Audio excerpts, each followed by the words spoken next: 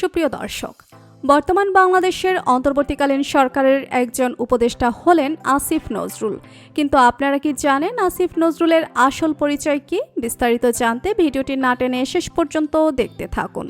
তরুণ ছাত্রদের নেতৃত্বে সংগঠিত গণ অভ্যুত্থানে মুরব্বী হিসেবে সবসময় সামনের সারিতে দেখা গিয়েছে ঢাকা বিশ্ববিদ্যালয়ের আইন বিভাগের অধ্যাপক ডক্টর মোহাম্মদ আসিফ নজরুলকে। বাংলাদেশের অনেক শিক্ষার্থীর আদর্শ তিনি, সুশীল সমাজেরও একজন তিনি। 1966 সালের 12ই জানুয়ারি জন্মগ্রহণ করেন আসিফ নজরুল। তিনি একাধারে লেখক, ঔপন্যাসিক, রাজনীতি বিশ্লেষক, সংবিধান বিশেষজ্ঞ, কলামিস্ট। জন্মসূত্রে তার নাম Mohammad Nazrul Islam. TV talk show ও তার কলামের সাহসী রাজনীতি বিশ্লেষণের জন্য তিনি বিশেষভাবে খ্যাত। বেশ কিছু গ্রন্থের রচয়িতাও তিনি ঢাকা বিশ্ববিদ্যালয়ের আইন বিভাগ থেকে 1986 সালে অনার্স এবং 1987 সালে মাস্টার্স সম্পূর্ণ করেন। এরপর 1999 সালে SOAS School of Oriental and African Studies University of London থেকে পিএইচডি সম্পূর্ণ করেন তিনি। পরবর্তীতে জার্মানির বন শহরের এনভায়রনমেন্টাল ল সেন্টার থেকে তিনি পোস্ট ডক্টরেট ফেলোশিপ অর্জন করেন। তিনি School of Oriental and African স্টাডিজে একজন কমনওয়েলথ ফেলো হিসেবে কাজ করেছেন। ঢাকা বিশ্ববিদ্যালয়ে শিক্ষক হিসেবে যোগদানের পূর্বে 1991 সাল থেকে তিনি একটি বহুল প্রচারিত সাপ্তাহিক পত্রিকা বিচিত্রায় প্রতিবেদক হিসেবে কাজ করেছেন। পরে দেখিতে উত্তরসূরি সাপ্তাহিক 2000-এ প্রদায়ক সম্পাদক হিসেবে কাজ করেন।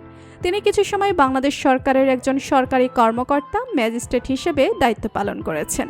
জাতীয় এবং আন্তর্জাতিক বিভিন্ন মিডিয়ায় তাকে প্রায় সময় দেখা যায়, যেমন বিবিসি, পিএনএন এবং আল জাজিরা ইত্যাদি।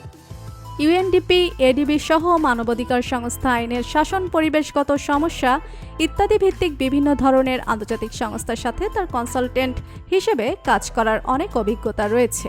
2012 সালে আসিফ নজরুলকে তলব করেছিল হাইকোর্ট। 12ই মার্চ 2012 সালে একটি টেলিভিশন চ্যানেলের টক শোতে দেওয়া বক্তব্যে অগণতান্ত্রিক শক্তিকে উস্কানি দেওয়া হয়েছে বলে একটি রিট আবেদন করলে আদালত এই আদেশ দেন। 2013 সালে ঢাকা বিশ্ববিদ্যালয়ের তার অফিস কক্ষকে কেরোসিন তেল দিয়ে পুড়িয়ে দেওয়া হয়েছে। তাকে 2013 সালের মে মাসে টেলিফোন করে হত্যা করার হুমকি দেওয়া হয়েছে। ধারণা করা হয়েছিল সরকারের বিরুদ্ধে সমালোচনা করার কারণে তাকে এমন হুমকি দেওয়া হয়েছে। 2017 সালে মাদারীপুর আদালতে তার বিরুদ্ধে 501 নম্বর ধারায় মানহানির মামলা দেওয়া হয়। বর্তমানে আসিফ নজরুল কত কোটি টাকার মালিক সেটা এখনো জানা যায়নি। ব্যক্তিগত জীবনে আসিফ নজরুল পুরাতন হক কথাসাহিত্যিক হুমায়ুন আহমেদের কন্যা শিলা আহমেদের স্বামী। তো বন্ধুরা, বর্তমান অন্তর্বর্তীকালীন সরকারের উপদেষ্টা আসিফ নজরুলকে আপনার কেমন লাগে জানিয়ে দিন কমেন্ট করে। আর ভিডিওটি ভালো লেগে থাকলে একটা লাইক দিয়ে চ্যানেলটি সাবস্ক্রাইব করুন। ধন্যবাদ।